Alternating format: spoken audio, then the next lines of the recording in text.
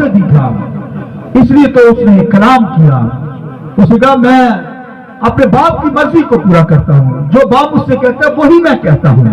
लिहाजा उस दौर पर जब तक मूसा दरमियानी बना, मगर आज क्राइस्ट हमारा दरमियानी है और अब आसमानों के अंदर मौजूद है। और क्या करता है, हम जो दुआ करते हैं तो क्राइस्ट दरमियानी है, वो सुनकर आगे बाप के पास लेकर जाता है, हमारी दुआएं सुनी जाती है। लिहाजा खुदा जब भी बात करेगा दरमियानी के जरिए से बात करेगा।